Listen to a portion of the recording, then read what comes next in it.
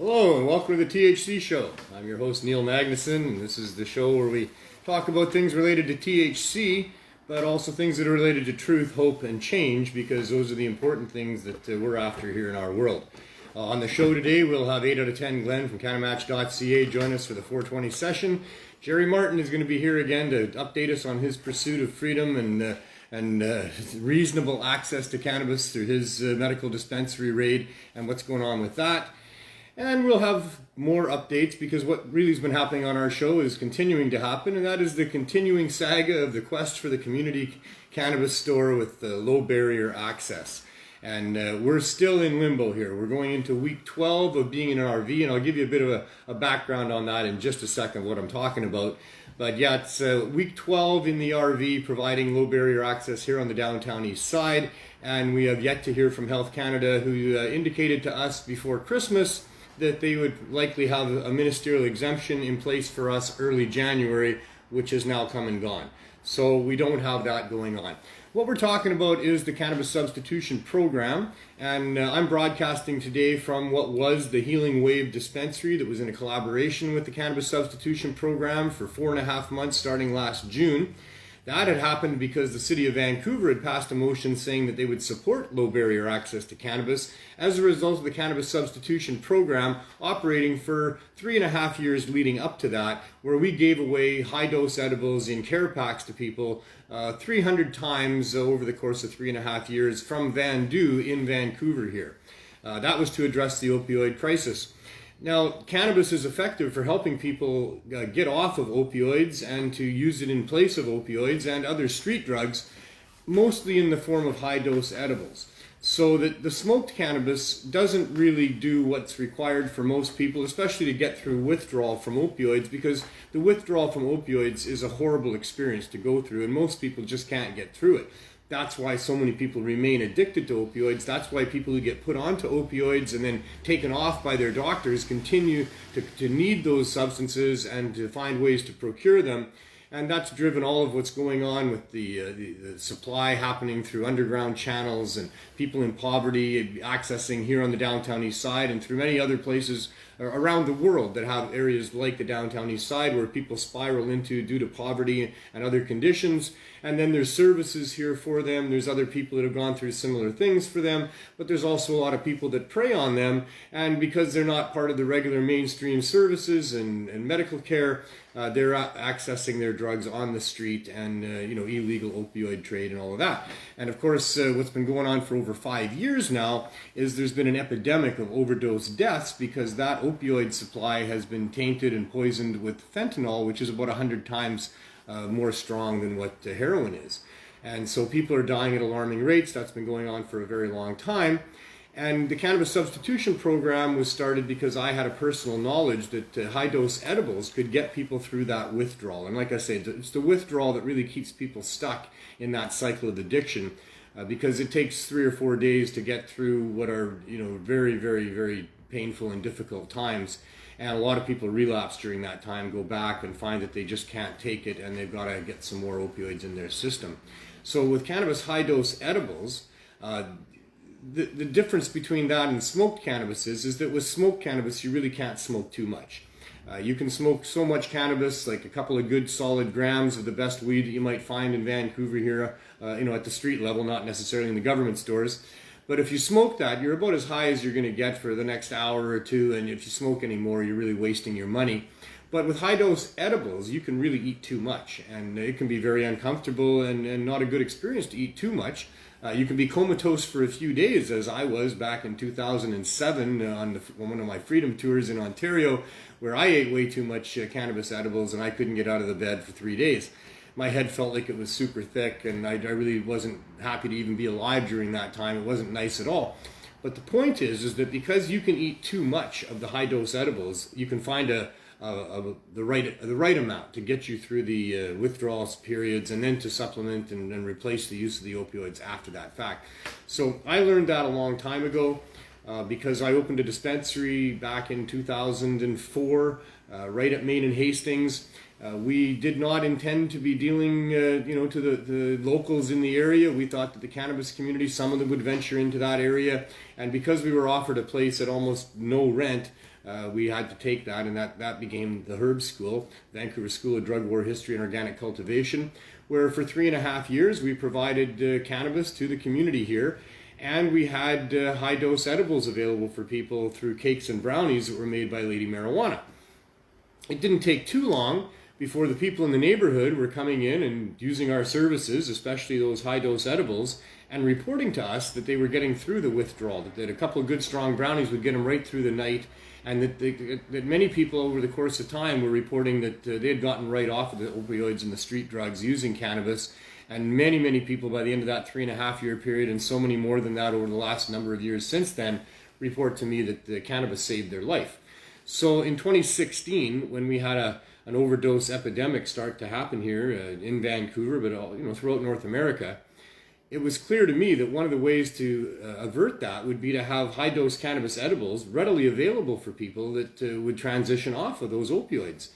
But right at that same time, here in Vancouver, where there was 150 or more illegal dispensaries operating, the city of Vancouver, even prior to legalization in Canada, decided that they would regulate these dispensaries. But that was really code for putting most of them out of business because the regulations wouldn't allow them to exist.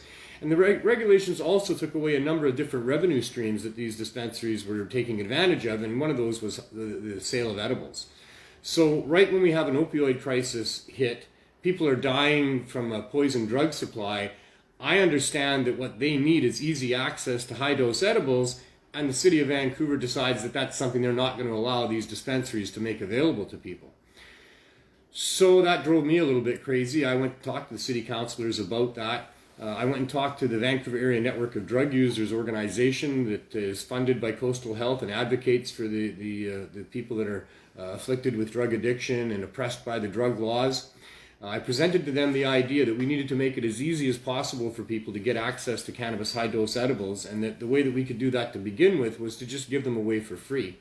And I got the support of Vandu unanimously after presenting to their board to go to City Council and with their support ask for City Council's support to start this program called the Cannabis Substitution Program. The City of Vancouver wanted nothing to do with it. None of the councillors would talk to me about it. I even bothered one of them repeatedly who would hang up on me.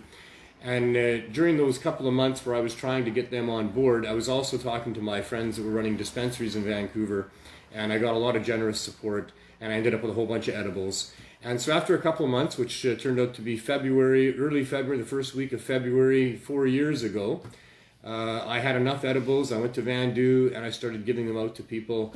And then I would go and get more edibles and go back to Vandu and set up a table and give them out to people. After doing that 3 Saturdays at noon in a row without any advanced warning, just that was the cycle that I got into, I had on the fourth Saturday, a whole bunch of people lined up waiting for me and a handful of people waiting to ask me if they could volunteer and help me with what I was doing. And that certainly launched our program in a big way that was sustained for over 3.5 years. After 2.5 years into that program, we had the City of Vancouver, based on evidence that was provided by Dr. M.J. Malloy and the studies that him and his group had done on our project, that they passed a motion unanimously to support low barrier access to cannabis, which caused me to get a business partner, to seek a space, and it took about a year. But we did find a space that we could occupy right in the right area where we needed to be, 1 block off of Main and Hastings. And so in good faith, we opened our store. We had a full range of cannabis products for people that met the needs of the community. We got compassionate suppliers. We made our markup low, and we were giving it at affordable prices, trying to like I say, meet the needs of the community. But we didn't get the support of City Council, although the councillor who passed the motion, she wrote us a very good letter of support, endorsed by another councillor as well. But rather than city staff coming and assessing what we were doing and then licensing us, which is what we were led to believe would happen, we had city licensing come and want their $30,000 and tell us to close down and apply for a provincial license and all of that. And in that brief process with city licensing, they threatened our landlord. And he, in turn, against his will and better judgment, not better judgment, I guess, the judgment of his lawyer was that he should evict us if we could not get a license. He delayed it as long as he could. We were 4.5 months into this store.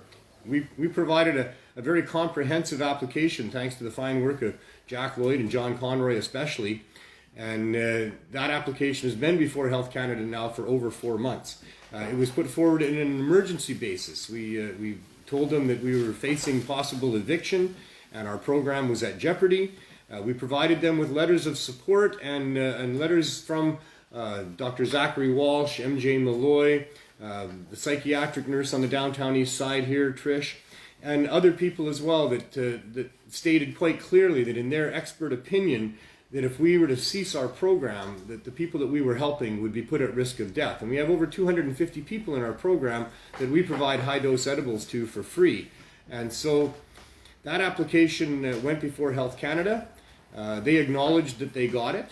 They stated at that time, back in October, that they would try to process it in a timely fashion. But we never heard back from them. We were evicted from our space. We immediately procured an RV so that we didn't have to impact the people in our program at all. We've parked this RV out front of where our store was, and we've now been there. We're starting our 12th week today. It hasn't stopped us from providing our service. We're still happy that we can help the members that we have get access to that which we've been giving them. We're still providing low barrier access to so many people that otherwise wouldn't be able to access cannabis because they can't go use a government store or they don't have the funds for what the black market price of cannabis is. So we're still waiting. We did finally get a call from Health Canada that we took part in, a conference call just before Christmas time. And they were somewhat apologetic for having taken so long, but they acknowledged that what we were asking for was complicated. I do get it that the licensing that we're asking for, we want to be licensed, we want our staff licensed, and we want to have our suppliers licensed. We're using locally produced cannabinoids that are from trusted sources, and we have all the proper testing equipment, and we're able to test everything that we put out as well. That should be enough to get us licenses, but of course that's complicated in comparison to what the Cannabis Act is requiring of the producers and the distributors of cannabis. And so there's some time involved in figuring out how to make all that mesh. And I get all that. But what shouldn't be taking time is a simple ministerial exemption.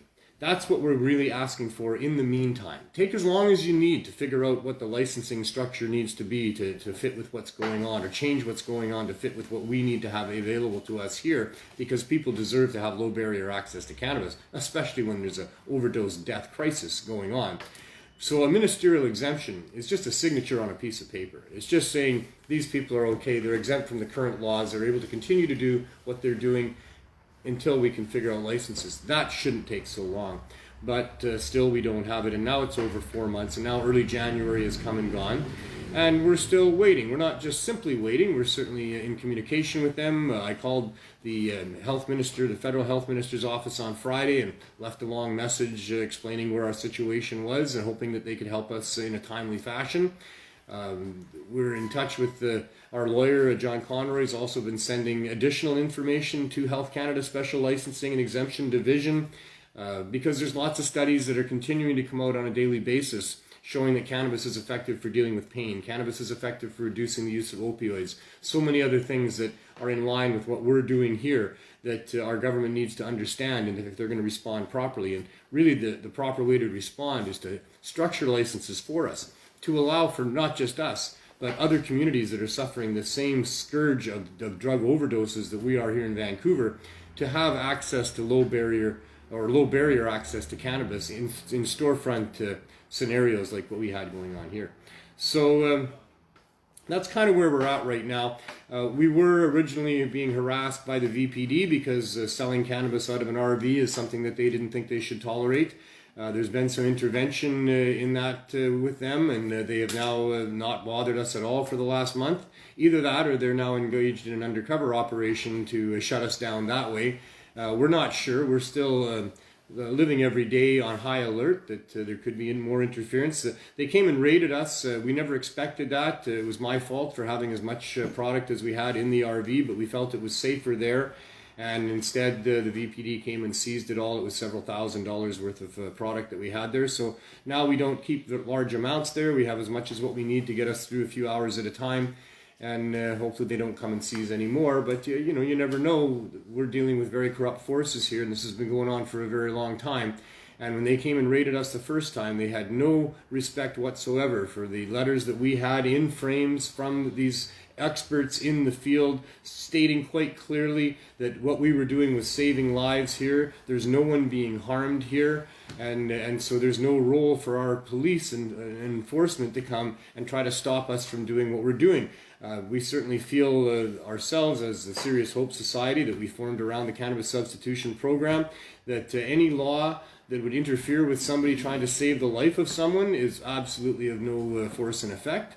But that argument fell on deaf ears when they came and stole their products from us, and we found out, we got a real taste of what it can be like, that even though we know we're doing the right thing, even though we know we're absolutely saving lives of people who would be otherwise probably dead by now, 250 members that have been using our services for the last 3.5 years, many of them, and not using the other drugs as a result, I mean, those people would be put at great risk, and yet we witnessed how, you know, our government can be so corrupt and unlistening that they can come in and just try to shut us down and say, well, you just can't do that because you can't. And even though there's no justification for why we couldn't do what we're doing, they can still come and decide that that's the case. We're still hopeful that Health Canada is going to do the right thing and provide us with a ministerial exemption and licenses to be able to continue our fine work here.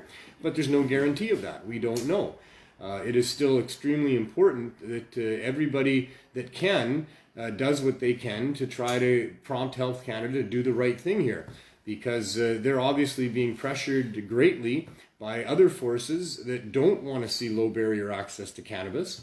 Unfortunately, that's what's happened with so-called legalization in this world of ours in Canada. That legalization meant that all of the prohibitions against growing and selling cannabis remained intact, with increased penalties and increased dollars for law enforcement to make sure that those people don't continue to do what they're doing, just like it was before so-called legalization. But with legalization, we have government insiders. In many cases, we have people involved that were involved in law enforcement and shutting down cannabis people and putting people in jail for cannabis for years, are now part of an industry where they have taken over. There we go, 419. Roll them if you got them. I got one more minute. So this legalization is so corrupt that all of the people that wanted to be legalized, the people that felt that they should be legal, are still being criminalized and being prosecuted and penalized for providing cannabis for people. And the ones providing cannabis for people are large corporations, big rich people that are growing to scale and not caring about what they're growing, and being sold through stores that by their own definition are non-medical, and not providing what people need. Cannabis that's been irradiated or sprayed with chemicals to lower the microbe count, which there's never been an issue with cannabis's microbe counts. There's never been an issue with cannabis at all. It's the safest therapeutically active compound found in nature, according to Francis Young, a DEA judge back in 1989, and that hasn't changed since. In fact, the only thing that's happened since is there's been more and more and more medical evidence about the benefits of cannabis and the efficacy of cannabis for people to use. So what we do every week on this show is we consume some of those magical vapors from the sacred herb. And my friend Glenn Wells joins me every time. This is our 420 session, so that probably doesn't require too much of an explanation. I guess not, eh? Most of you understand what a 420 session means, and if not, just pay attention. Yeah. This is what you do. That's what you do. You take some of the sacred herb. Yeah.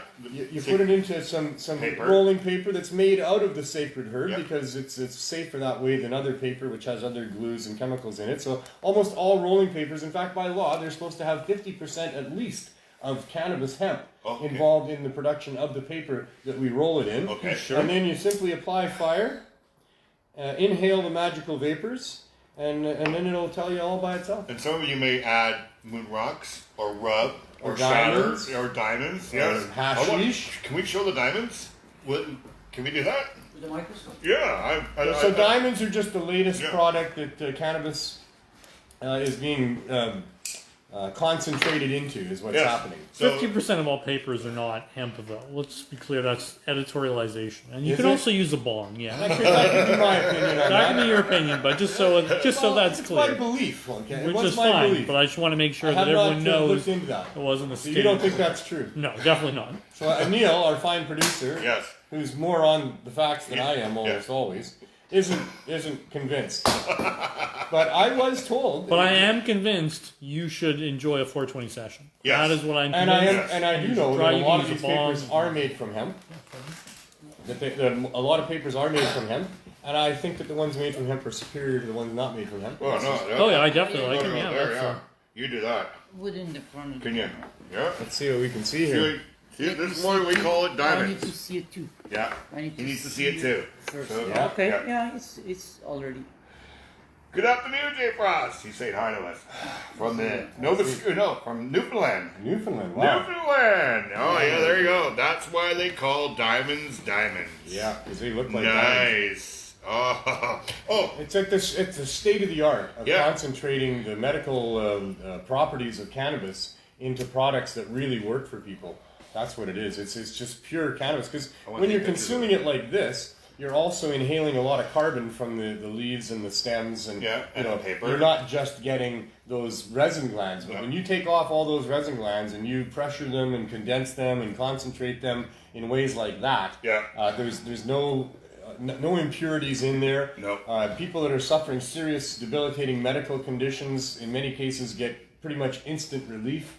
I've seen miracles happen with people getting up out of wheelchairs and having their tremors just stop immediately. Oh, we've seen it. You got a since video, the days too. of butter, with Butter King Butter. Yeah. And just how profound a medical influence cannabis can have on a person's serious And how condition. the government tried to squash it and not tell us about it for us. Anyways, I had a Rick question that came up Simpson to oil. me. How did you start singing "Oh Cannabis"? Well, it was because of the herb school. Yes. So I had decided that I was going to help out with the protests against cannabis laws because my son had turned 16. That was just him trying to call me during my show again. He does that Does that regularly.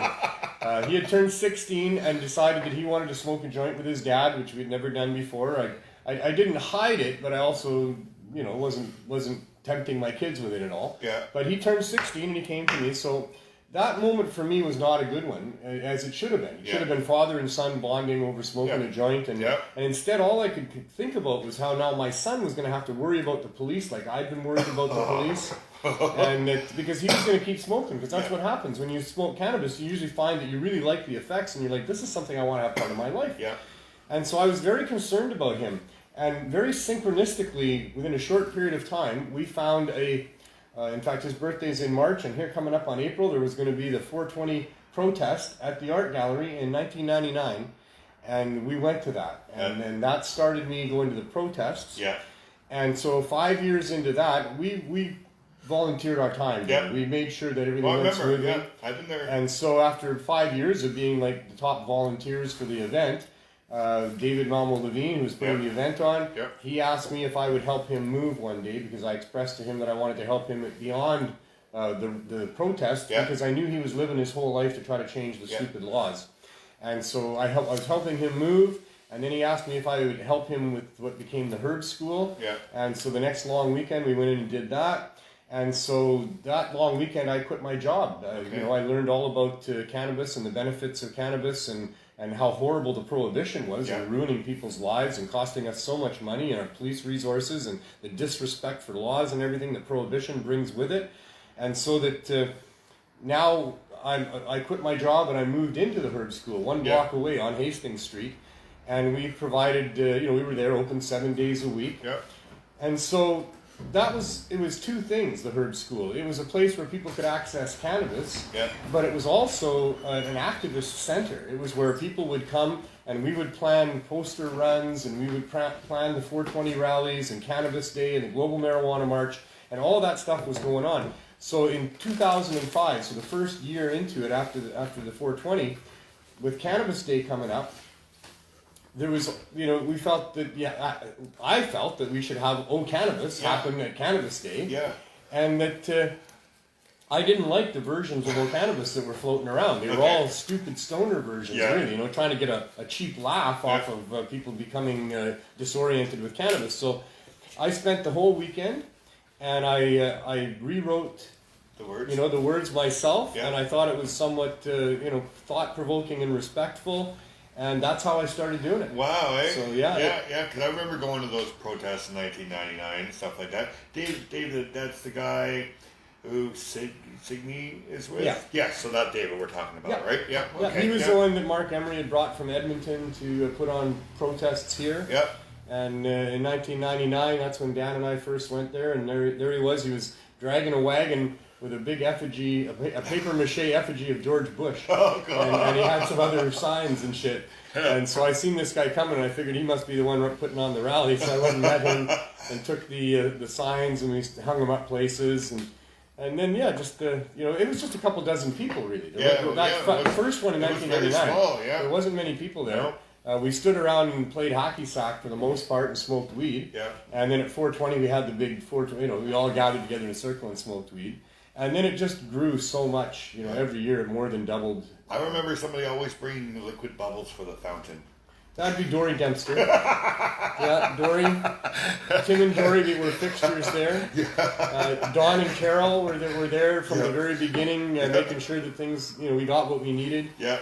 Mark Emery provided a lot of funds for us to do things He's as well. coming to town, I think. I haven't heard if he is or not. Yeah, I seen he was commenting on somebody's post saying he's going to be here next month or something. I see. Yeah, He comes in once in a while. I think he's going to see Dave. Dirty Dave. Dirty Dave. Dirty Dave. I was going to say Mad Dave. Yeah, Dirty Dave. Shout out to Dirty Dave. We miss you. I love you, brother. And I hope you're doing well. I know you are. And so, that's how that happened. And then I changed a couple of words along the way. Along the years? Yeah. Want to hear O Cannabis? Yeah, why not? Okay. There you go. O Cannabis, the sacred plant of peace. With healing power, it helps our eyes to see. And with glowing joints, we make the points that the true north should be free. And with wise red eyes, we criticize the war against our families. Oh, cannabis, my favorite line. The drug war's a bust. Oh, cannabis, we stand here high and proud for thee. Oh, cannabis, the sacred plant of peace.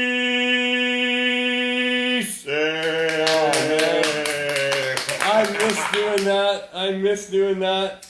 You know, we didn't have 420 last year, although I did get to sing it on Zoom. You did? Yeah. You know, a couple of times in the different time zones as we went You might through. have to do Zoom again this year. But Zoom is not the same at all. You know, the last time at 420, we didn't have it last year. We're not going to have it this year, other than small groups, social distancing, not sharing joints, I'm sure. Could be gathering on April 20th, as we normally do. But, we here in Vancouver, we put on the very best 420 or cannabis events that ever happened anywhere in the world. The 420 event grew into well over 100,000 people there a year before last.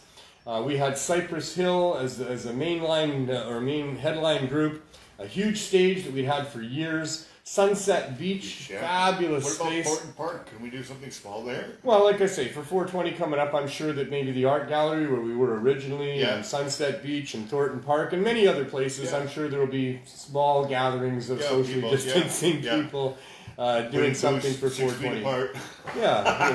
Only removing your mask to take a toke, that you're not sharing with people. Or well, whatever then we have to wear a mask inside. Wow, you would never know that around here. But anyway, I don't want to go there. We're hoping that maybe somehow this gets to be something in the past before too much longer. Well, in the meantime, stay as safe as you can, stay as sane as you can, because that's a really, really important thing too. But the 420 rallies, and I say it's the best cannabis event in the world, and I mean that, and I really challenge any other event to offer what we've offered here at these 420 events, which is open cannabis sales. You know, hundreds and hundreds of vendors with every cannabis product you could ever imagine, you know, available on that day. That doesn't happen anywhere else in the world. Cannabis. Well, I haven't been. Do they actually have cannabis sales in Cannabis? Yes, they do. Do they have like 120,000 people? It's almost like Toronto. It's almost like Comic Cup. Big, huge open area, tents and a whole bunch of people. Okay. So, yeah. Well, I'd have to look at some pictures then. I've never been there. Well, Joel from Everlasting's been out there. I've seen his pictures. Okay. So Yeah, you think it rivals our 420, eh? Oh, bigger probably because it's European and Jeez, I'm just wrong about so much on today's show. All like farmers market style, where you can just show up and sell cannabis. Is it farmers market style? Like I can just show up and sell the weed. I didn't think Because that happened. happens. I know maybe. that cannabis you have to be invited. You don't. Well, yeah, you don't go there. You have to be invited. And there's even a free section, so it's like it's free, the literal free market. An example of it. I still think ours is the best event. That's what I mean. Well, I would say that ours is the best in North America. How's that? Right? Because in other parts of the country or other parts of the world, they well, like I say, I can't comment. I haven't been to Spain, and I don't know enough about it. If there's a better one, send it to us. Yeah, Let's know more about it. Let's you know, if you've got something that rivals what we do at 420, which is to bring out local bands and top name bands, to bring people from all over the country to display their wares. We do charge for booths for people that want to have some booths secured for them, but there's plenty of other area for people that want to come and set up booths that are free. That are, you know, all part of the event, and so much more goes on there. They have been the most wonderful events that I've ever been a part of. Although Cannabis Day is kind of good too. It was fun and a little smaller and fun in some other ways. But as far as pure scope goes, I mean that last time at 420 of me singing "Oh Cannabis." I'm on a stage, and the people are as far as the eye can see, packed like sardines. Yeah. I mean, that is just so powerful. Like, the sound system we had that echoes and resonates through that whole beach like that. Wow. And Cypress Hill followed you, didn't they? I opened for Cypress Hill. I mean, wow. You know, that's perfect. I'm just a humble carpenter that quit my job to try to tell the truth about cannabis. And I wrote a song once because I didn't like the disrespectful versions. And here I am, like 15 years later, on a huge stage with a kick-ass rock and roll sound system with 100,000 people in front of me, and probably a million more watching around the world. I think our event is live streamed around the globe. I had it going too. So you know, I'm so honored and privileged to have been able to do that. I doubt I ever get to do anything like that again. I'm honored being privileged to even sing beside you after watching you so many times on stage while I stood in the art gallery. All those people. The only thing I really had a problem with when they threw out the joints. Because we were handicapped people, and they kept telling us to sit down. Well, that was something I could not do. I don't know if you really know who you're sitting with, Glenn. Yeah. But that was my job. That was your job. I was the guy in charge. You know, for the first number of years. For a guy with scoliosis, that's a hard thing to do. Yeah, and I here apologize to you right now. You know, the guy that was. You know, you should have contacted me. Well, I just stood up anyway. You know, we definitely would have had some runners take joints to you guys that couldn't participate for sure. I would have done that 100%. Just I wasn't aware that was going on. No. But yeah, I got the job of for the first several years. It was Kush.ca. It was so good at providing David with the weed that we need with Mark. And shout out to Mark if you're out there, buddy. I hope you're doing well. He's still on my friends list. Yeah, I hear he's back and doing well. And I hope I see him soon. Yeah. So he was the one who really made it happen. We'll get you on in a sec.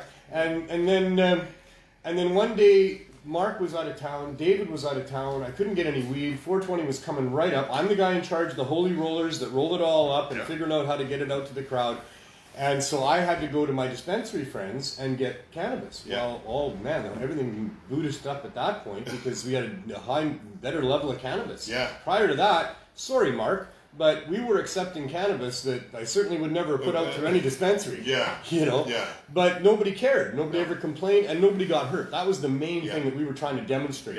That, you know, even this like low-level cannabis, we can throw it out for free to people. We're not going to get any complaints, and we're not going to get anybody saying that they were harmed by it in any way, shape, or form. And that was part of the big demonstration that 420 was all about, for sure. To show that we can get along without any violence and stuff, and without people being hurt and stuff, right? Oh, I mean, nobody's harmed by the cannabis. That's about it, Nobody's harmed by the cannabis that we're throwing out, absolutely 100%. And here we have all these people masked together, like, I mean, I say it looks like sardines from the stage. when we're about to do the 420, when we're really going to throw the joints out, it all tightens up. Like you wouldn't believe how they find a little more room, and like people are on top of other people's laps, and there's just no space anywhere. Yeah. And then we get out there and say, "All right, everybody, we need you to make 2 paths for us." So they tighten right up, and then they got to somehow. The Chris girls, wasn't it? Well, no, the BC Bud girls. BC Bud girls. BC Bud girls, and not always. Yeah. And lots of other people took part in that as well. Yeah. And we weren't just sexist on it was that. always great. But Lots of people. We tried to give people opportunity. Yeah. It was one of the most intense parts of 420 is that particular moment in time. Because you get these people, these volunteers that now have big bags of weed going down, through the crowds of people that are there to get them, and trying to keep all those people from being undisciplined and what have you. So we have myself and Bert and other people doing security. My son, walking along with those people to try to make sure everybody's, and we're going. Everybody stay put. Everybody stay put. You'll get a joint, Yeah. But then when that's over, then we've got to get back to the stage and up on the stage, and man, the last 3 events were really, for me, very, very scary, very concerning. Wow. About because it's quite a crush. Yep. And we almost were talking about how to do it differently for if we do it a different year. Okay. Of either setting up some actual rails to walk down and not have to go through the crowds. But something different. Because those have been moments at every 420 where you're just holding your breath. Yeah. And hoping everybody gets back safe. Always worked out. So it always has. Well, that was quite a 420 session. Yeah, that's a good one. CannaMatch.ca. Yes. Come join us. Yes. Follow them on Facebook. Success stories now. Yeah, well, that's good. We'll be piling up for sure. Yeah. All right, man. Thank you so much. We'll see you next week. Maybe we'll have better news next week about what Ottawa has to say for us. Hopefully we've still got a couple weeks to go, right? Which brings us to the Martin Medical Moment. And this is the part of the program where we really want to focus in a little bit on the pursuit of access to cannabis for medical patients through storefronts especially. And Jerry Martin is the fellow that we highlight on this particular segment because he's the one that's been going through the worst hell with all of this, as he was a dispensary owner in Whitewood, Saskatchewan, a small town in Saskatchewan.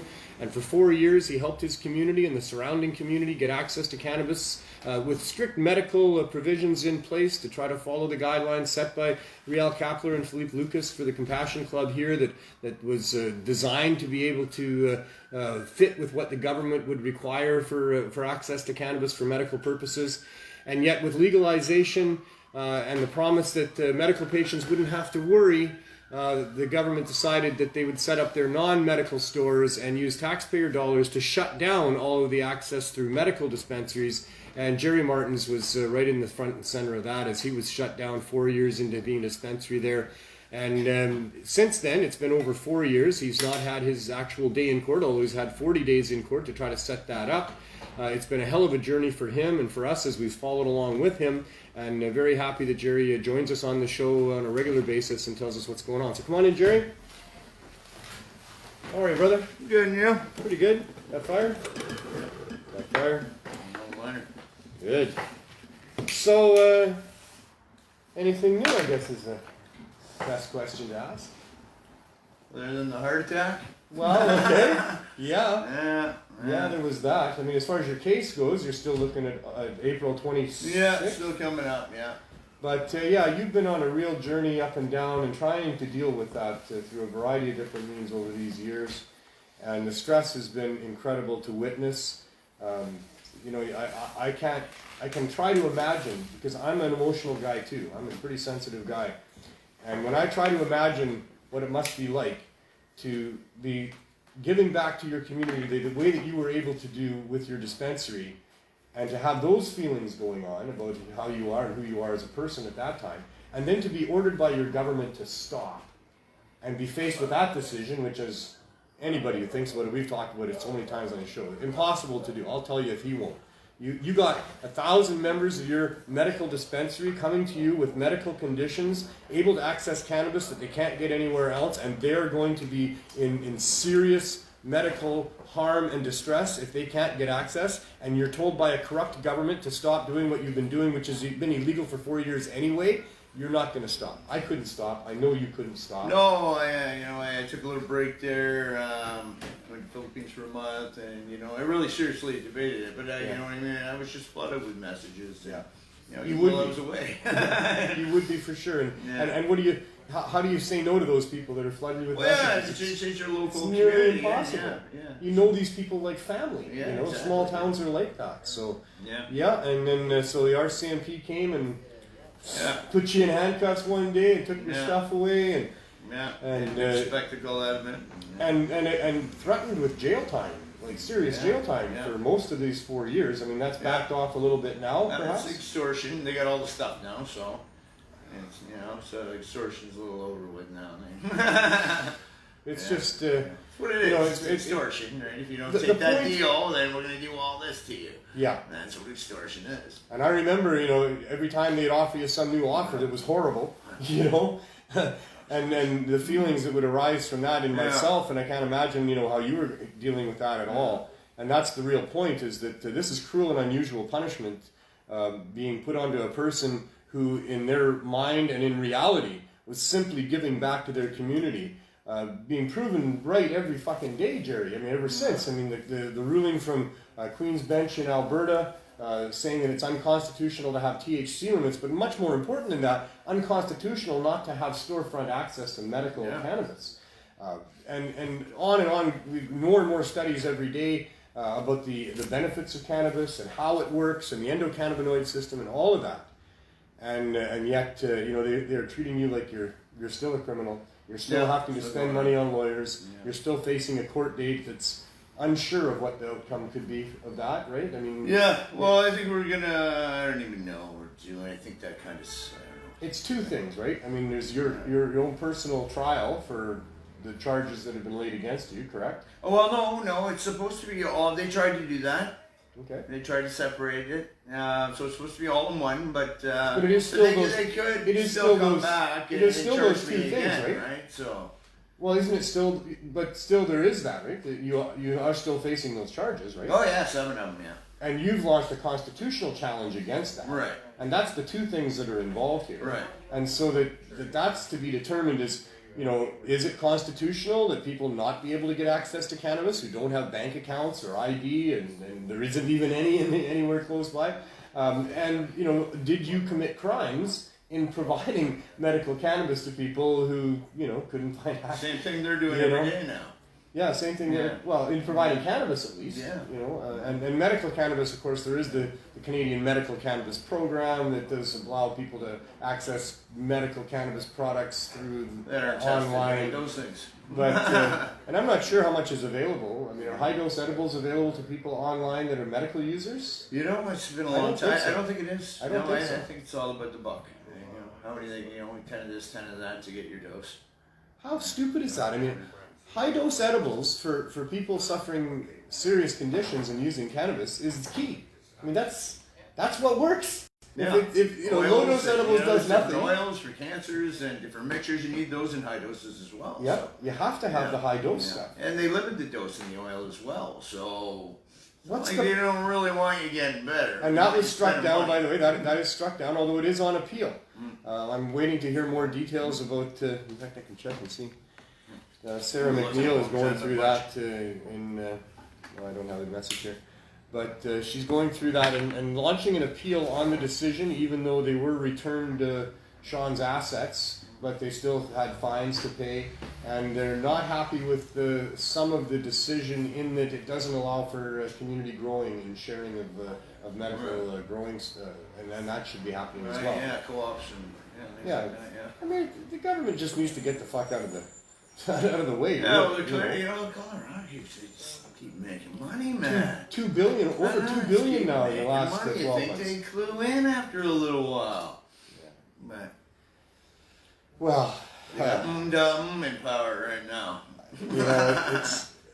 It's hard to fathom, all the different forces involved in why the situation is where it is. I mean, they don't want to be involved in medical cannabis because they don't want to admit that cannabis has medical value, and maybe because they think they might be suffering potential lawsuits. I saw these stupid comments from Mississippi by the American Medical Association in wanting to overturn a voter initiative to allow for access to medical cannabis. And they made a bunch of points that were all wrong and all complete misinformation that they say is based on studies that they have. But I mean, for every study that they have that shows that there's these harms to do with cannabis use and legalization, there's dozens and hundreds of other studies that refute that. But one of the things they said there was that it would put the medical profession at risk to have them allowing patients to use cannabis and going as far as prescribing it, because if they were to prescribe cannabis to somebody that didn't have a debilitating illness, then that would be illegal under federal law, and the doctor could be charged and prosecuted and imprisoned for dealing cannabis to people that don't really need it for debilitating. I mean, it's just so ludicrous.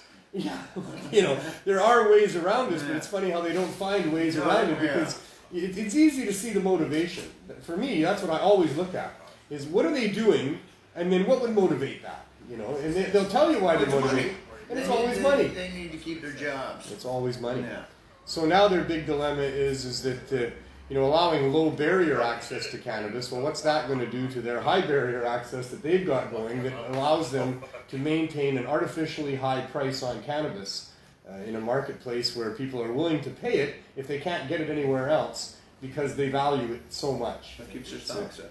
But so, I mean, that's the government's dilemma here in Canada right now, because they tried to pull the hemp over everybody's eyes and fool us into thinking that this is actual legalization and that medical people are going to be all right, when in reality it was the great takeover of the cannabis production industry, a multi-billion-dollar industry that's been thriving in British Columbia and throughout Canada for decades.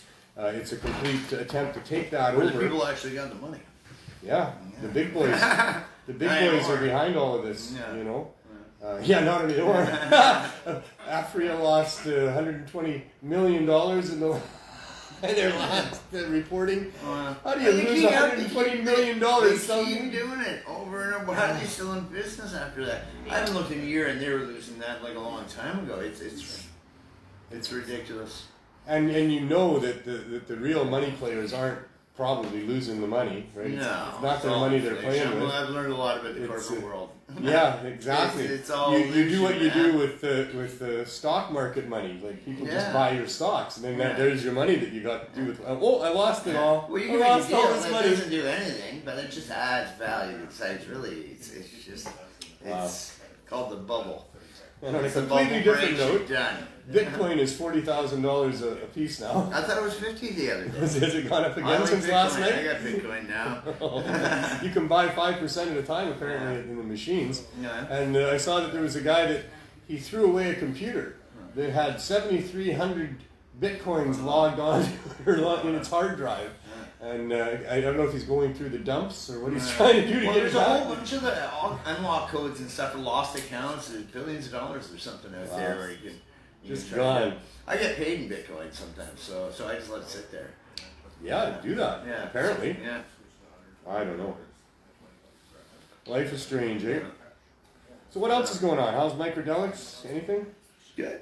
Yeah. New products coming out soon. Little You got mini the kit. mini cases, right? Little mini kits. What's this one here? That's the 4-ACO DMT. The other ones are coming. There's just some misprints in them particular. So right. So there's and that's an LSD analog. Yeah, like the other one is. And these are microdosing units. Yeah. Yeah. The enhancement of normal functionality. That's right. Yeah. What kind of reports are you getting back on it? Good, man. Yeah, a lot of repeat customers too. Mm-hmm. Yeah. You don't get it in complaints like ever. I like that. That's a good thing. Yeah. And so what are they saying? What are people telling you about it? People, they focus better. They're people getting off Adderall with the 1P LSD. They're getting out of their houses finally. Having better days at work. I think a lot of different. And typically being taken for people with depression. Yeah. A lot of people are taking it for depression. I find I think there's a lot of people in the tech world taking it too. Right. I can kind of tell. Yeah. When they're doing their application, this and that, and So it's not just for people with depression. No, it's a wide range of people taking it for different reasons. I'm finding so. And like you say, you're not having anybody come back with any adverse reactions or any complaints. There was one adverse at the beginning, but it's, What sort of adverse reactions? It was actually not really. They'd gone over the recommended dose, and it was very small amounts. I just felt anxiety and stuff, so I talked to the sister, and yeah. And so, and is that what you were expecting? Was that there would be some adverse reactions along those lines? Yeah, we definitely have a warning sheet in there, and we have there's warnings for different medications that you may be on. Dose recommendations? People with anxiety, high anxiety, they're probably going to feel a little anxiety. You know what I mean? It's good for social anxieties and things like that. It's hard. Well, and everybody's different, right? Like, yeah. We're not robots. We don't have the same. Right. Same So equipment. more of the 4-ACO DMT is more of a nice relaxing space. Yeah, you can still be focused and energetic and. So are you gathering data as well as you? No, not at all. Not right now. No. You will be, do you think? Not for microdelics. What about voluntary... for Mind Tech, we will be. And, could a person go to the website and just voluntarily leave comments? Or could there be a voluntary little survey that you could put there? No, I was going to have a survey there, but on Mind Tech Therapeutics, when we started dealing with real LSD and MDMA and 5-MeO, DMT and DMT and, psilocin, then we're going to start getting into real studies, government approved and things like that, where we can, collect their data and make some use of it. I thought about collecting data and actually did make a survey for a while, but it's only anecdotal. It's not evidence-based. It's not something that they would accept, right. formal. Right, yeah, even who writes the survey, they look at just a book about this thick on how to write a survey for the courts. Acceptable, yeah. It's, We live in a complicated world. Yeah. That's for sure. Yeah. And what are you hoping for? What type of regulations do you think they might impose on you, or do you think they would impose any other regulations? I imagine sure they would. I think probably, they may go with that, probably, they're going to go with heavy regulations. They always do, especially when it comes to health, if we go the health road. We're going to go probably a larger route than that, and probably do, spitting out the stuff. I don't know what I'm supposed to be spitting out. Don't say anything you don't want to say. Yeah, I don't. Probably the first freedom of thought case. Right. In almost the world, too. There's very few of them done throughout the world, but I think we'd be the first in Canada. We have the right. So what would that entail? There's, I can't remember whose quote it was, but, the freedom of thought is maybe our most important freedom. Right. Not talked about ever, really. No. You don't. No, they don't want us talking about thinking. Didn't Nixon say something about these young people sitting around smoking weed and thinking? Mm-hmm. Can't have that going on. But there's a lot of censorship these days on a lot of different things, and freedom of thought is going to be an important concept, I would think. Yeah, I think it's awesome. I think it's Yeah, it's taking a right to them. You know what I mean? It's not a roundabout way to get our freedom. Like we're just going to end dead on with it and say, hey man, we want to think the way we want to think. We have a right to change the way we think. So and give us some justification if you think you should interfere with that. Yeah, some reasoning behind that and why we're not allowed to. It's one thing to even if it's unsafe at certain levels. That's what instructions and education is for. Alcohol certainly is. So why can't we use that as long as there's safety measures and education protocols put in place? Absolutely, absolutely, and that's all they should be able to do. And we're talking about them, and what they will allow. And what we're talking about are human beings that have been put in positions of making decisions. I think they grow them, man. I think they grow them. Remember that guy at the courthouse? Do you remember that guy in the elevator? Yeah. I swear to God, man, that guy was like a fuck. It's just like no emotion, or maybe he's just been doing it too long. But that guy was cold, man. Yeah, you know what I mean? Yeah, and I've seen that a lot in a lot of the different authorities that we have, and people that are actually even in places of public servants when they get challenged. In many cases. The comebacks are not those that you would expect from someone who understands that they're a public servant, but more from someone who thinks that they're your fucking boss. Yeah, and you're lower than them or something. Exactly. You know what I mean? They really are in ivory towers where they think that they get away with whatever they want because they're better than everybody else, but we all have to do is we're told and obey. Yeah. And they do. I know. I talk about this a lot on the show, that I think our system really needs a reset. And there's the great reset that they're talking about now. Yeah, England's looking into that too. That we think is being imposed on us. Corporate influenced laws. They've taken away a lot of rights just in the last 10 months here around the world. And many jurisdictions have implemented laws that holy smokes, we never would have thought we would accept. And camps and large percentages of the population that are in favor of having their rights taken away like this. Protect us, please. And these are very, very dangerous times with respect to that, because there is a lot of talk about the fact that we're having a great reset imposed on us by these corporately orchestrated governments. And yet I'm talking that what we need to do is have a reset, but my version is a little different than theirs, The version that's being talked about that isn't mine, that I hope is more fiction than fact, is a seizing of everybody's property, or you would voluntarily hand it over, but at the same time they'll offer you some benefit to doing that is the carrot that might allow it. And of course, with the big fear of what's going on in the world now looming as well, people are much more willing to give in to some sort of a little bribe. They don't have nothing left, man. Yeah, I know. It's better than the alternatives they will feel. Whereas what we really need is to reset, what we as free people want to have in the form of public servants that are just helping us in our lives, not telling us what to do, and being able to be influenced by corporations and other self-righteous, religious, or whatever views that might interfere. 21st century slavery. Yeah, and we need to have 21st century products. Yeah, exactly, and we need to have the 21st century reset of democracy. Yeah. Thought we were having it down in the U.S. there. Well, there are forces that are not so many. I don't watch the news and somebody said, "Hey, something's going down there." Just unreal, man. There's so much going on, and then so many people are unhappy. It's too bad people got hurt. Someone died, or I think 4 people died or something. I didn't watch it. But 5 people died. Good fucking pictures in there. I gotta tell you. There's not just that event. It's a whole bunch of other events that are happening, and we don't even hear about a lot of the things that are going on. There's a fuck of a lot of people that are really unhappy with the governments and with the swamp and with the corporate influence on things here. And it doesn't seem to be getting any better. And now when we got this pandemic, it's getting worse in a heartbeat, because they can right now take away your rights. Right now, you can't leave your house. Right now, you can't travel anymore. Right now, you better not say a bunch of things that that we should be able to at least say. Yeah. But we're very much muted. And in some cases, the penalties are pretty harsh for people that speak out of turn on things. The division is incredible. Laws and the way we say everything. So much. Hate crimes, and anything can be interpreted any which way they want. All right? So.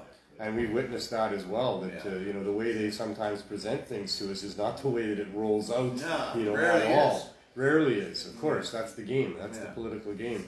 And we should have a system that is less able to enable those types of games being played with us. Yeah. It's our money, it's our lives, and yet they act as if they own us and they own everything. And it's not so much just the government; it's more the corporate bigwigs that know that they've got control of the government. They know that they've paid whatever monies they have to pay or done what they've had to do, and when they want something done, the guy in the office is going to do it for them.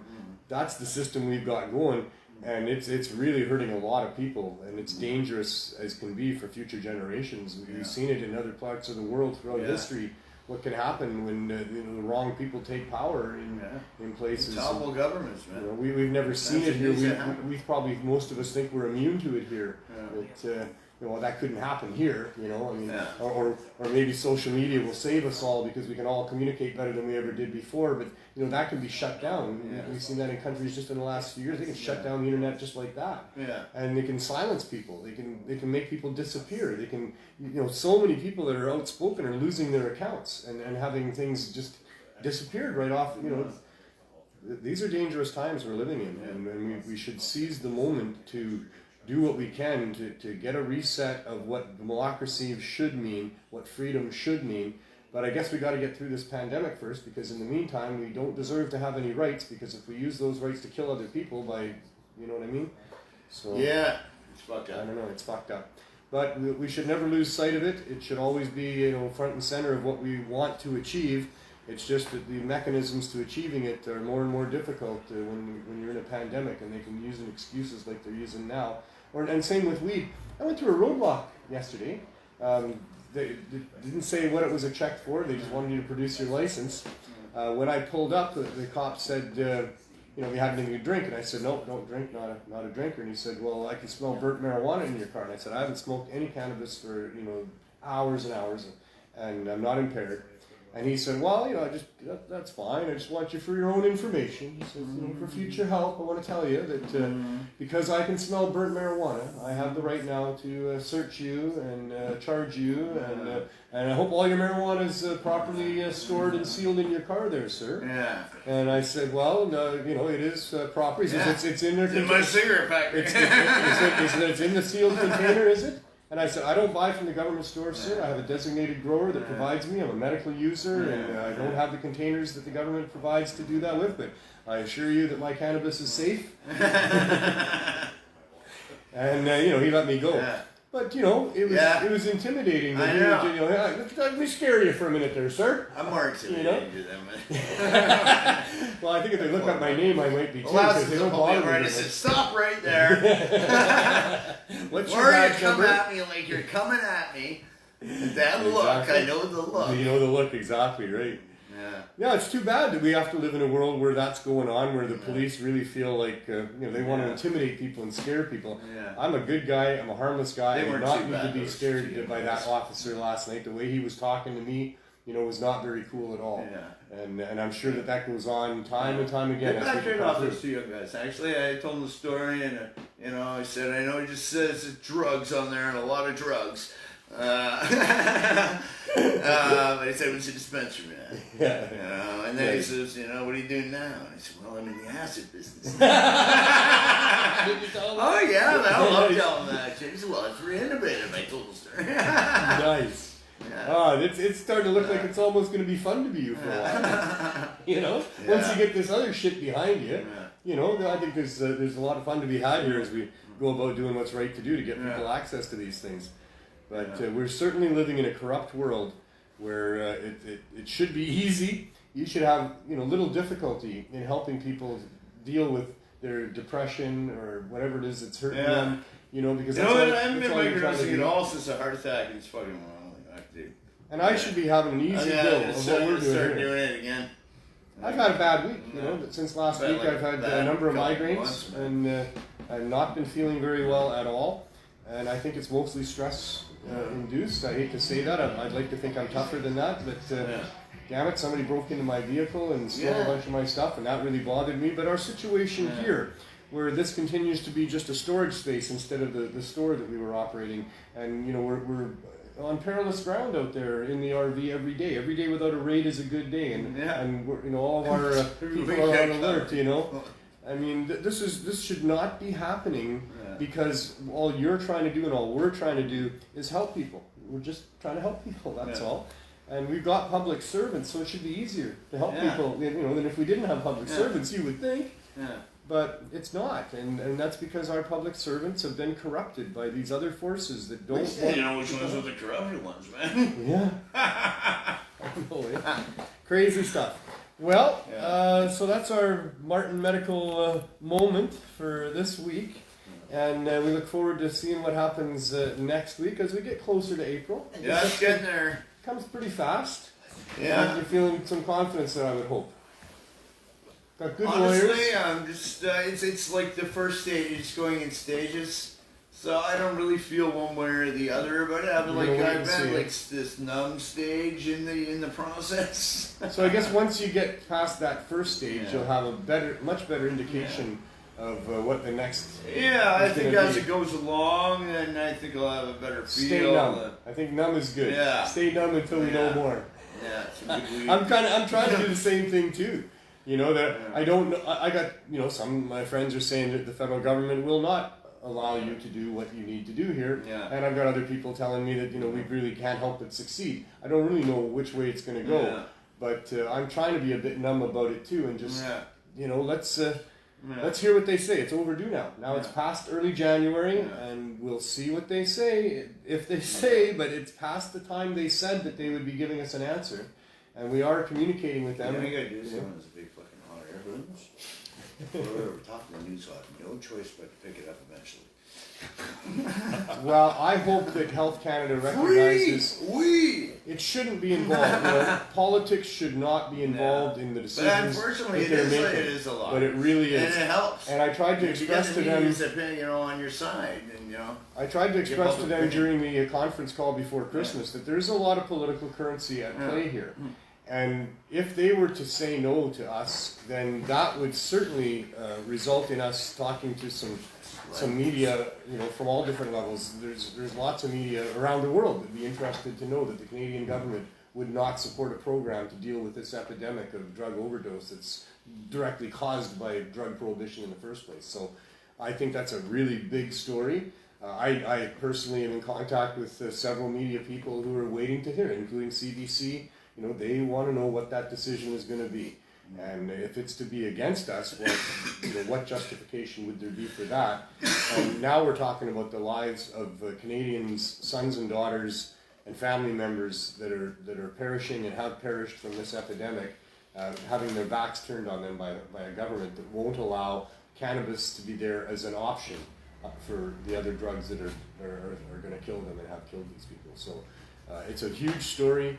I got to pinch myself once in a while, to keep awake about, hey, this is big. You can't let this one go, because this is life and death. This is a huge story about not just the saving of lives during an epidemic, but about the state of our government and the corruption that's been involved to this point with the whole legalization of cannabis, and the corruption that runs right to the top and throughout our politics, that needs to be addressed before we move much further into the future. Because if they can do this with cannabis and keep the price at 1,000 times what it should be, and deny access to people that can't afford it, to cannabis that can be produced much cheaper than the connoisseurs' cannabis, if they can do that and result in deaths, many deaths. I mean, the amount of deaths are staggering, to do with this epidemic. And if they can allow that to happen to protect their monetary interests for a corrupt plan to legalize cannabis, which is code for take over the industry and abolish the activists, then, man, we're in a lot of trouble for the generations to come. Canadians and all people around the world need to recognize that governments are there supposed to be working for us. We're the ones paying them. They should be very, very careful about how they operate. They should be very careful not to allow corporate interests and big money interests to affect decisions that affect people in serious ways. And this has gone on for way too long. It's 2020. It's time the world got clear on what public servants and governments are. So, it's 2021. We passed 2020. And that's the point, is that we're beyond having clear vision of what it is that we want to have as people with respect to people governing us and supposedly helping us in our lives. And that the tyranny and the dictatorships and all of this over-regulation and laws to protect corporations and laws that hurt people and laws that are not based on reason, these need to change. And the whole structure of what democracy and how we elect people and who we elect and what their limits are and how they operate, whether we can see it or not, and whether or not they're accountable in the end, all of that needs to be addressed all around the world, everywhere. It's time the world got its shit together. If we're going to survive as a species, we've got to stop being governed by tyrants who are going to destroy our planet, destroy our societies, and annihilate us in the process with their policies. We need to take control as ethical people and have real strict boundaries on what these public servants are there for and what they're doing. And I'm right here in the middle of experiencing all of that as we struggle hard against public servants to be able to save the lives of our children who are struggling with issues out here. And we have a solution that needs to be incorporated into the body of solutions that there are, and yet we're struggling to be able to do that. And it's really disheartening, it's depressing, and it should not be happening in 2021, in my opinion. So anyway, let's get our shit together, planet, and let's go see what's going on at the Healing Wave RV. RV stands for reefer van, by the way. How's the Aerofresh doing in your reefer van? Oh, we don't use it there, Glenn. No, you're not using it No, anymore. you You're can't. that musky smell. That stuff gets rid of the smell of weed. I know you're saying that, yeah. We don't want to do that. I know. So here we are at the Healing Wave hippy dippy doobie van. Well, I think we'll just crawl right in here, shall we? Yeah, I think that's probably the best thing.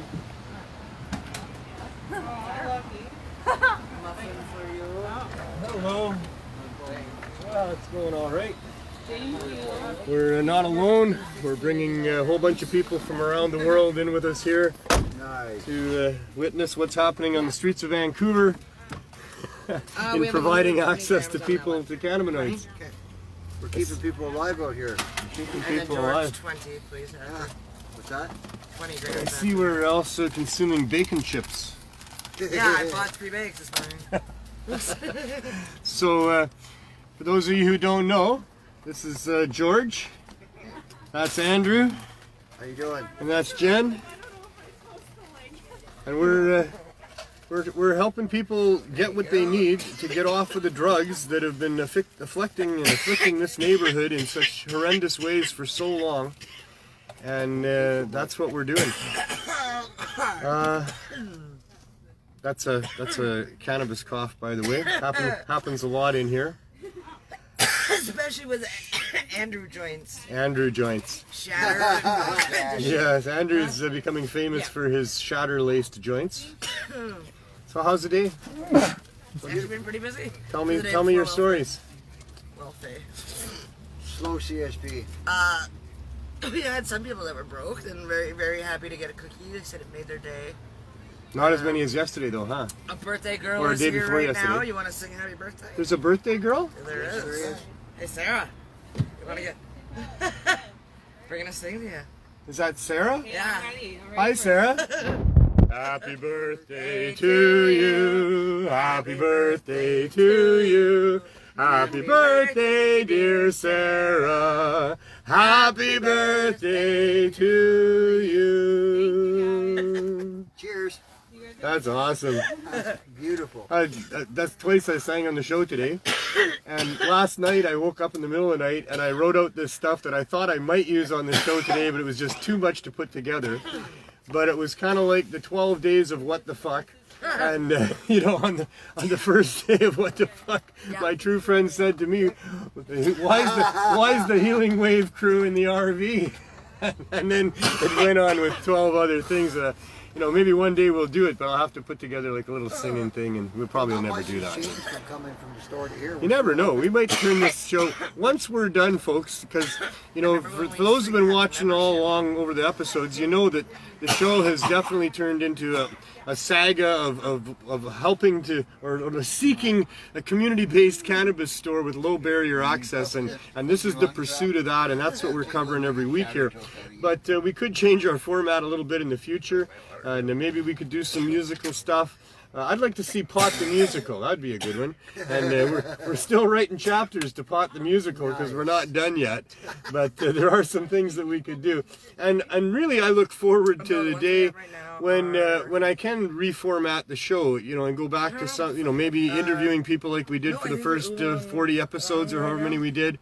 And I don't know what the show could do. But for now, this is the big story. This is the one that we're following, that we're just continuing to update every week. And so far now, we're past the time that we were told that we should probably have some relief from this situation, which might look really cool, and it is. We're having a great time. This is kind of epic. We've had 11 weeks here. But it's cramped in here, and George has a bad back, and Jen's got some issues as well, and and you know, it's hard to sit at angles on these seats and all the rest of that. We're helping people out a window and out a back door instead of over a countertop where we can have 4 or 5 people helping people at once, where here we can just do it one at a time at the side there.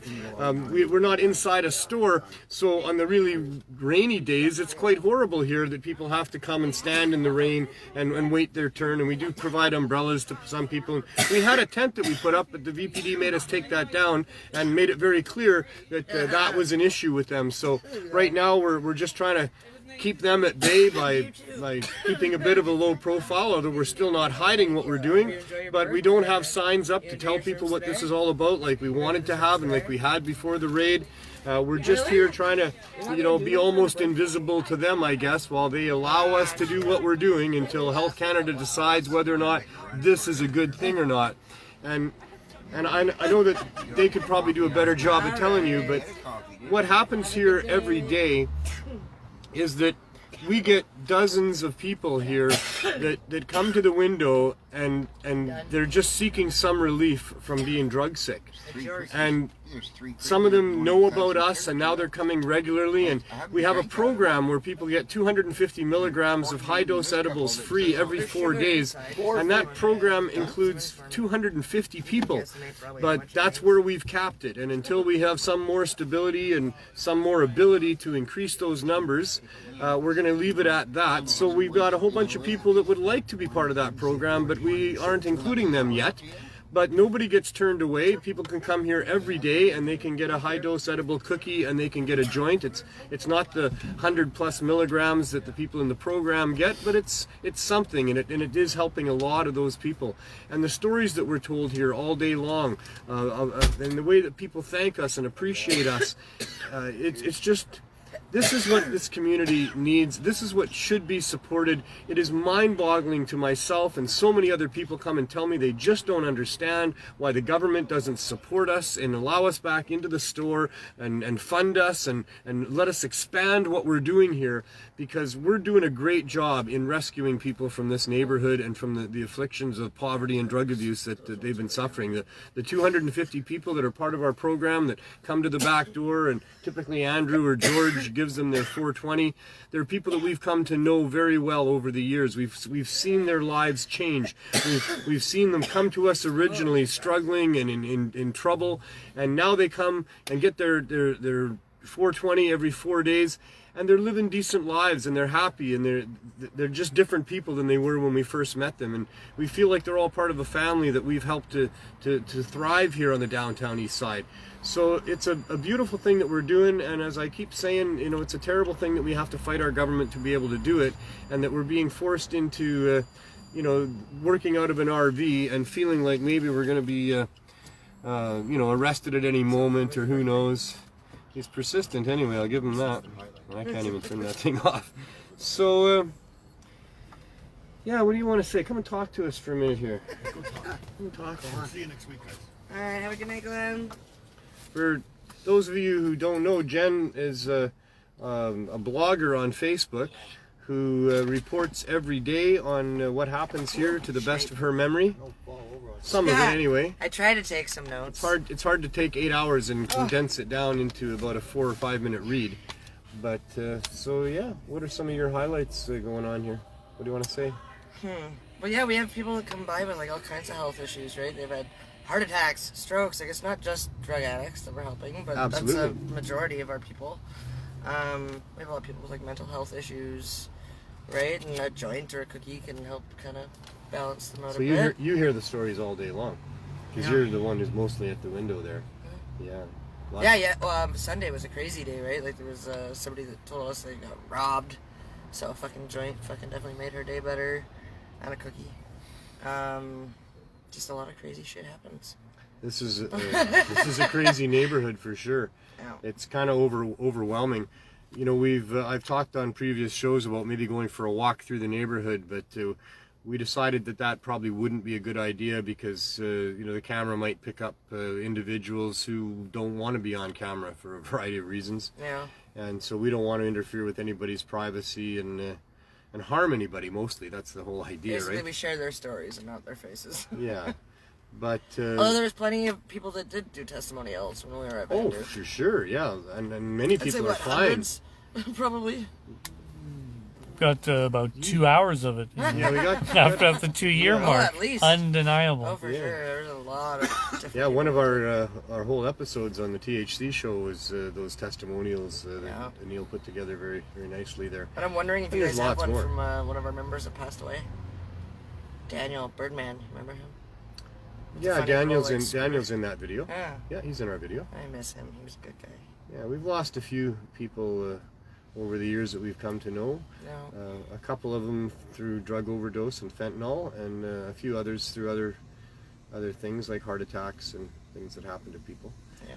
But I think he had cancer. yeah, there's a number of remember people that we're correctly. helping that have cancer here as well. A lot of people. Yeah.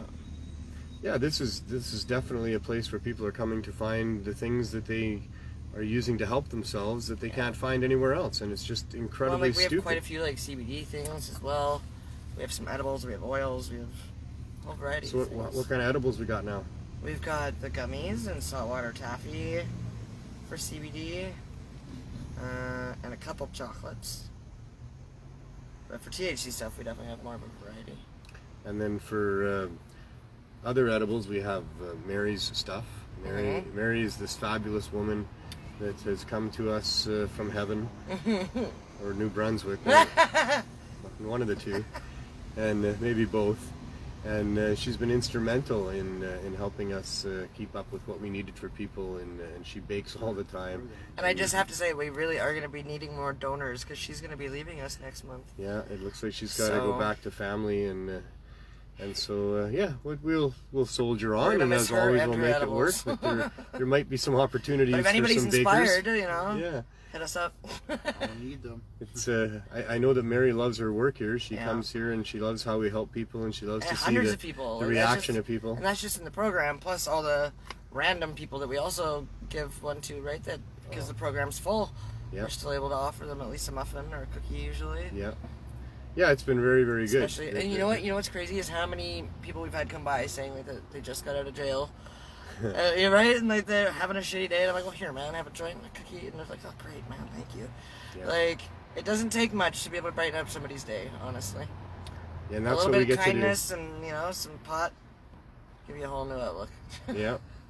It's been well, and that's the wonderful thing about it. We all know that. I mean, anybody in the cannabis community knows that when you're having a tough day and you've got no cannabis, and then all of a sudden somebody offers you a joint, well, that's a pretty big thing in your day. And down here, we're able to do that a lot for people. We're so blessed. It's all by donation. The Cannabis Substitution Program has been operating by donation since the beginning. Way too many people to name, and so many wonderful people, and I wish I could name everybody, and maybe we will put together a list at some point, or try to put together a list. Right. But the people that donate to us, it's never about them, and that's kind of the beautiful thing about it, is they come to us and they just want to help, and in many cases they don't even want their name mentioned or any promotion at all, and they don't care if they get it or not. But I'd like to give it to them. I mean, I think they're all just angels, and without them the program doesn't work, but because of them, this program, coming up to 4 years now, has been enriching hundreds of people's lives on a weekly and now daily basis. Yeah. In very profound ways. A joint and a cookie comes with a little bit of love. It comes with some understanding. It comes with a compassionate smile.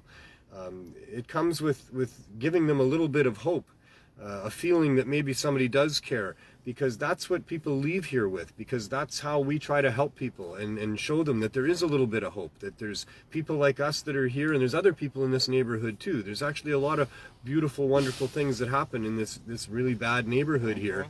And the people within the neighborhood, there's only a few bad apples that make it bad for people. There's people that are just really struggling with pain, with anxiety, with mental health issues, but there's not a lot of people that are interfering in harmful ways with other people. There is some acting out that happens here. There are fights over turf to do with selling people the drugs that are here. There's debts that are owed sometimes, but for the most part, these are reasonably good people. Some of them very good people that suffered circumstances that would boggle your mind that ended them up down here, because this is where services are, this is where they can get some help, this is where there's other people that have gone through similar things that can relate to them, this is where they can hide in many cases for those that need to hide from family or circumstance. And so that these are typically people that have been struggling since childhood or since trauma, one of those two things. There's been something that's gone wrong in their upbringing, or things that happened. They lost a parent, there was a bad divorce, many bad things. Childhood sexual abuse within families is rampant, and the evidence is much of it here on the downtown east side. The stories that we hear, the things like that.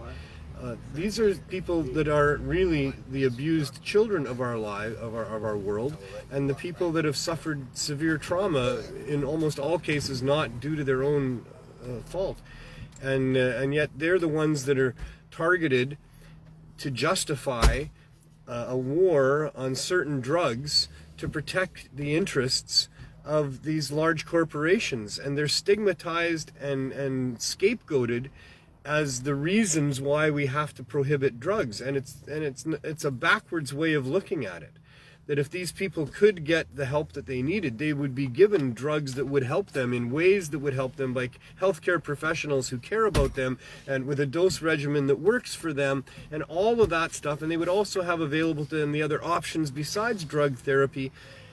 Even Bob's doctor told him to put shatter in all of his joints.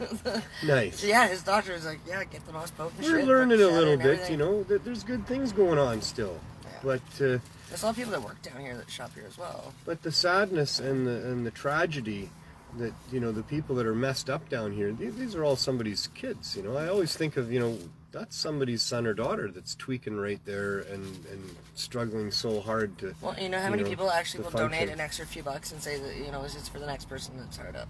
Yeah, there's a lot of good down here. It's beautiful. And there needs to be a lot of good down here. And a lot of people actually say because of us, they are inspired to pay it forward and to.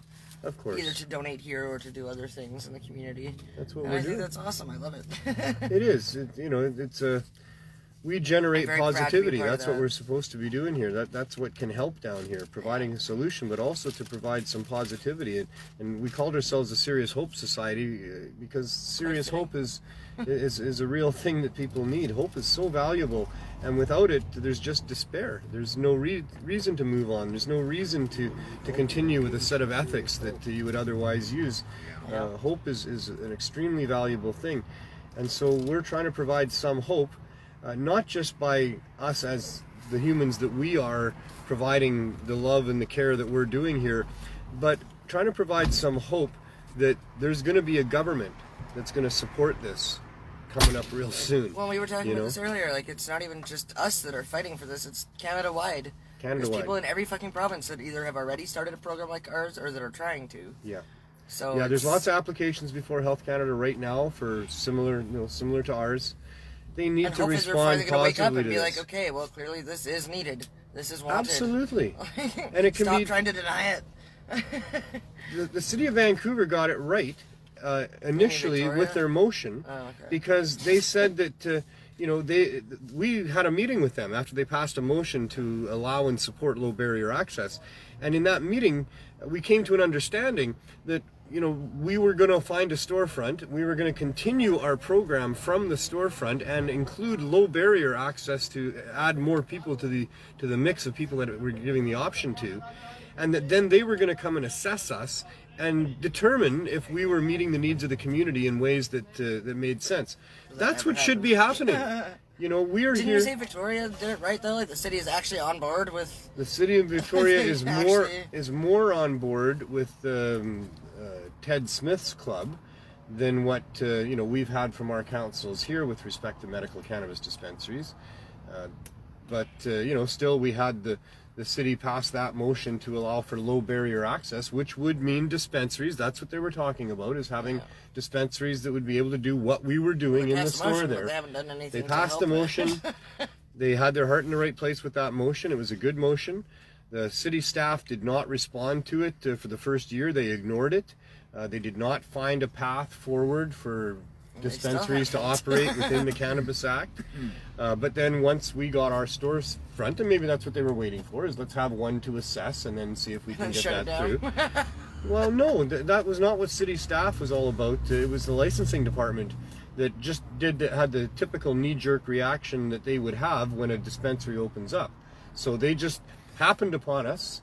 Rather than, it wasn't city staff sent by the councillor who passed the motion to assess us. This was just a licensing person who stumbled upon our store, came in and checked the address and said, nope, you don't have a license. You can't be doing what you're doing. You're selling cannabis here. And I tried to assure her that we were different than the others and that we had the support of the city. There are other ones that are open, but apparently, according to most people, they pay off the cops. So that's why they're allowed to still operate. Yeah, I'm not sure if that's true. It may be. Well, they're still open, though. None of them have been shut down. So well, but they something's happening in their favor. Well, you're talking about the one across the way there. I'm not naming any names. I know that, but I'm just saying there's a couple here that actually have been around for a long time. There's a bunch more that have been popping up in Vancouver and lasting 5 or 6 months and then going away. And there's that going on. I don't know who's paying off who or what. Yeah, I don't know if there's fact to it or not, but either way, they are allowed to still operate. They're not being shut down. So far. So, well, I don't know why. The Healing Tree up the there street. You go, so you're naming names. They were raided. Yes, but they were raided by the CSU. But that down. didn't shut them down. They were back open again the next day, as is usually the case with dispensaries, because they care about their clientele, and that's what you got to do, and you do it till you can't. But yeah, I don't know. We're gonna find out, I guess. That's what we're doing. We're on this journey. I'm hoping maybe around my birthday is when Health Canada will. When's your birthday? The end of this month. The end of this month. Yeah, 31st.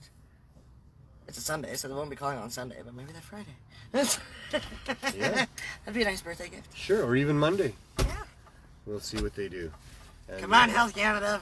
Fuck's sakes. Let this happen. Encourage this to happen. Support, not this. I mean, this is fine. I mean, an RV is probably a good outreach vehicle, and there should be that allowed in places where people can't get easy access to a dispensary as well.